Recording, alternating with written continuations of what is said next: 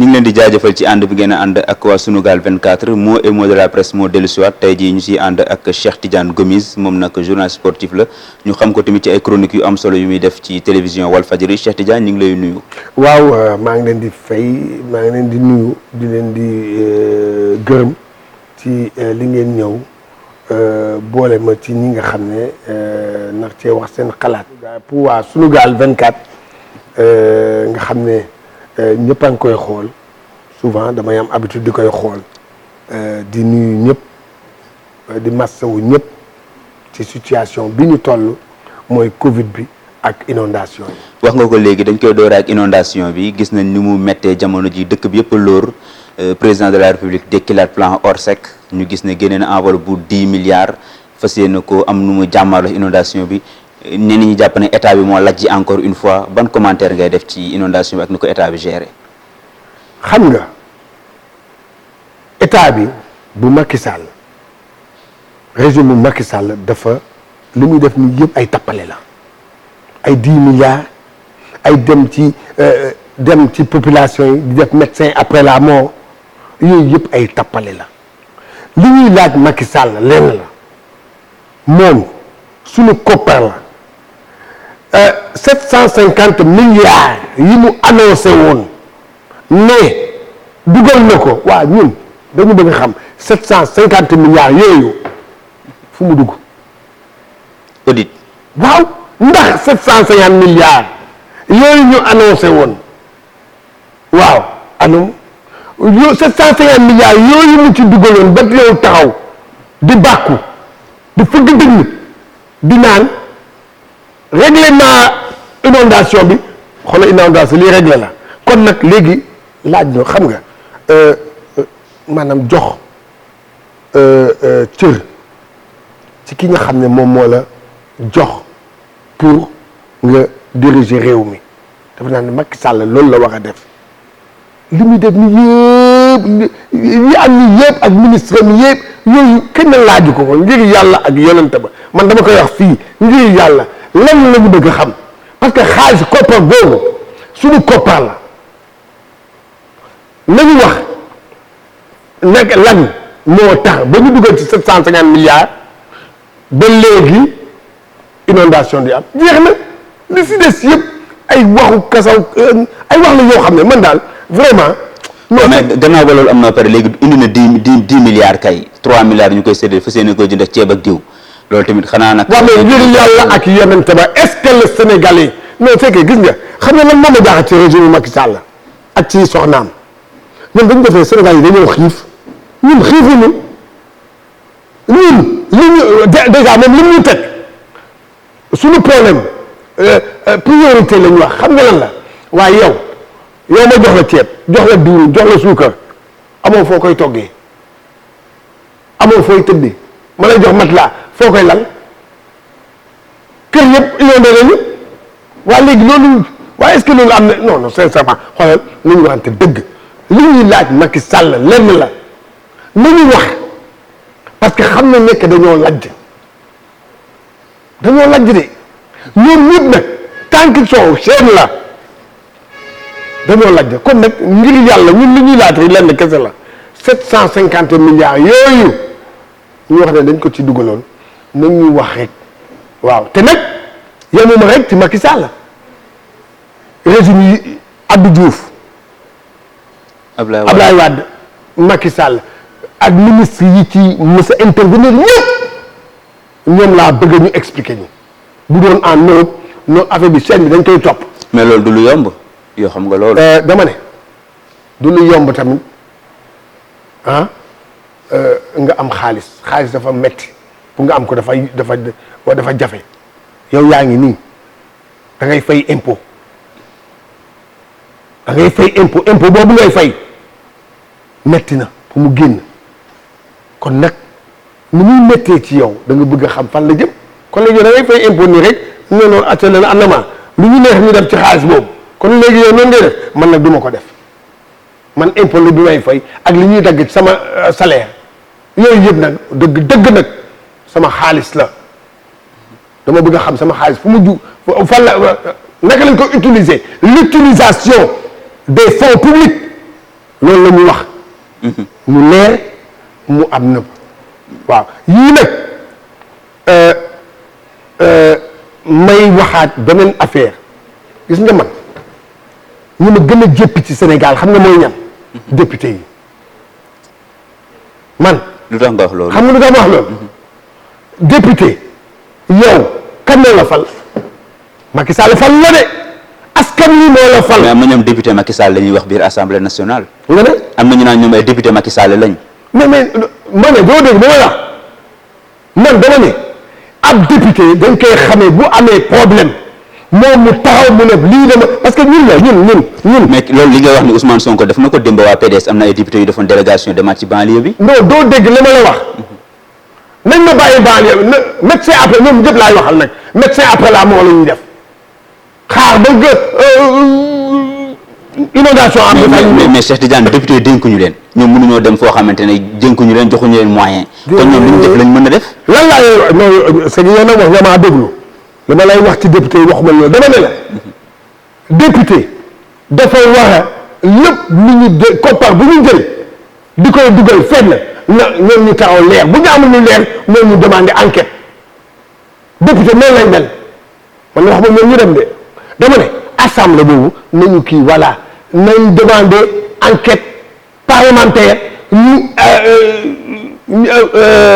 maanaam ñi intervenir ci 750 milliards yi ñu wax ni fan lay jaar. mais enquête parlementaire yi Ousmane Sonko mi ngi ko wax ci point de presse am nee na boo bëggee suul mbir rek defal enquête soulever enquête parlementaire parce que xam nañu du mujj fenn. loolu laa leen wax dama ne loolu moo la moom mooy député wu Macky Sall yu tappale yooyu ñu fa nekk ñooñu billaahi wallaahi taala nañu xam ne riba la ñuy nekk ma ne député yi yu Macky Sall yi nekk assemblée yi nga xam ne on a ñu génnee le vrai problème teg ko ci table yi ñu xam ay riba la ñu nekk parce que suñu xaalis leen di lekk te amu leen fi benn njëriñ.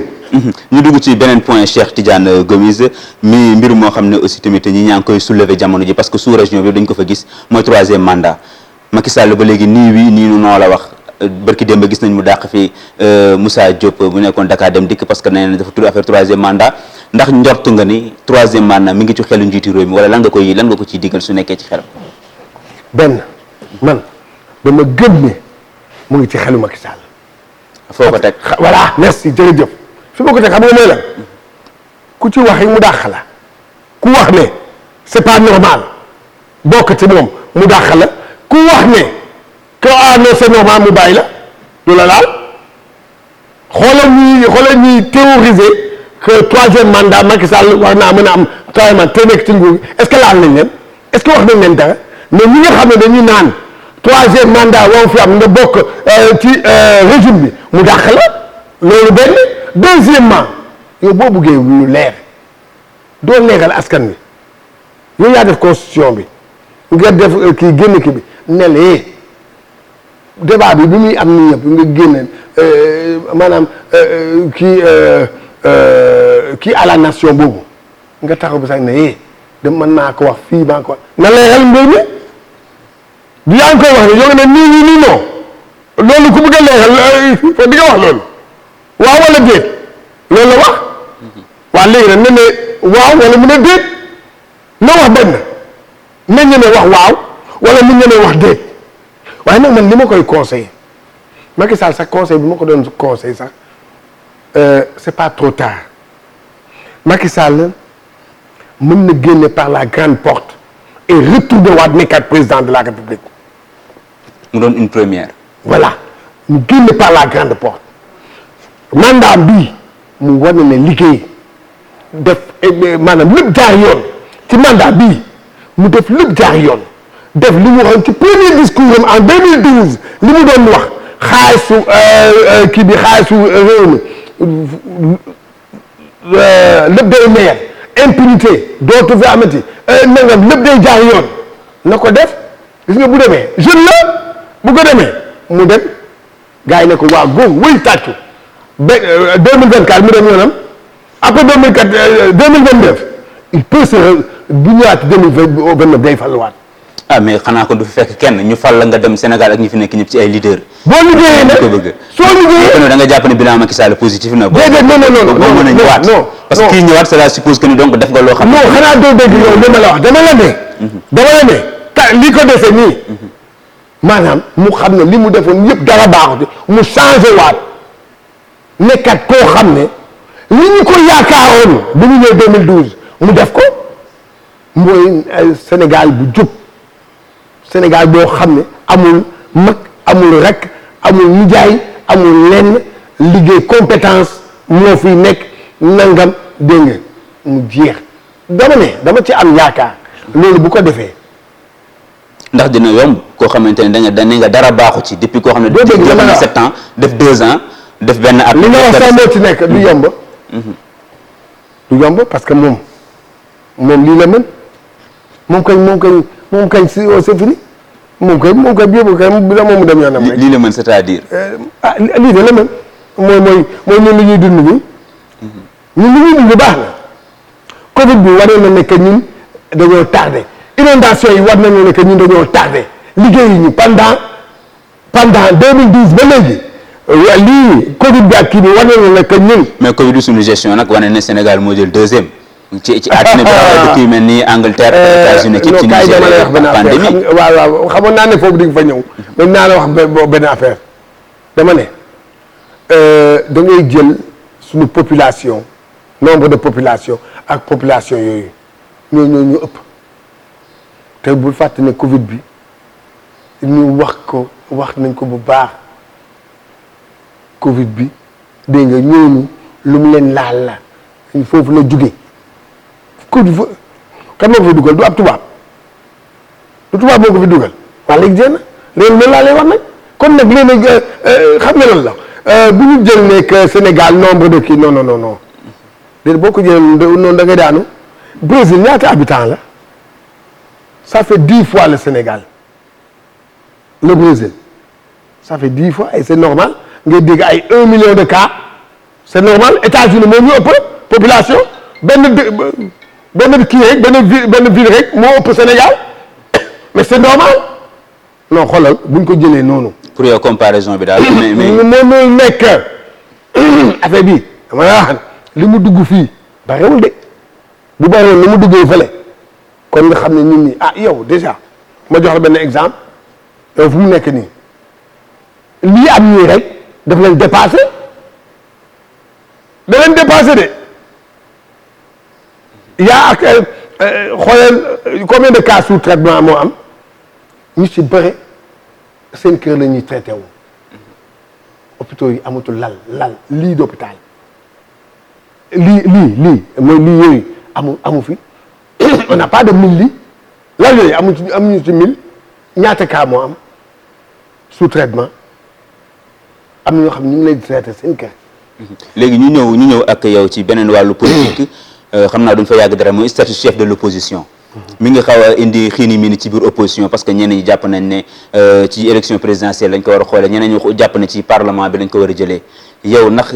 d'abord sax ndax jugé nga pertinent ñu am benn chef de l'opposition boo xamante ne. c'est pas du tout pertinent talluñu loolu priorité yi du loolu parce que chef de l'opposition boobu li ma dégg bés bu amee dafa am koppar yu ñu koy jagleel. jagleel ko tamit ab oto ay avantage yooyu xaj na ci hôpitaux yi xaj na feneen taluñu loolu nañu jën politiciens nañ bàyyi fu tappale yooyu dégg nga boobu mooy bu njëkk. deuxièmement débat bi lu tax moom muy am débat loo xam ne boo demee ci constitution bi nekku ci leeralu ko neewul ndax parlementaire wala présidentielle la wala ñun ci débat. parce que constitution bi lañ ko def ñu ne léegi dañuy am statut chef de l'opposition. foofu la yem waaw foofu la yem. est-ce que dañu ne. opposition parlementaire. waaw wala présidentielle non. def nga ko. kon nag na ñëpp tëj seen làmmiñ xam ne que loolu jarul la débat waaye yow booy débat da ngay débat loo xam ne dañ ko bind noir sur blanc man lan laa bëgg di ñuy débat yow bu ñu bindee noir sur blanc yow nga bañ ko respecté débat la mais kii jëg débat la waaye loo xam ne binduñu ko. les chefs de l'opposition rek ils sont tellement malins les politiciens ay tappalekat lañu.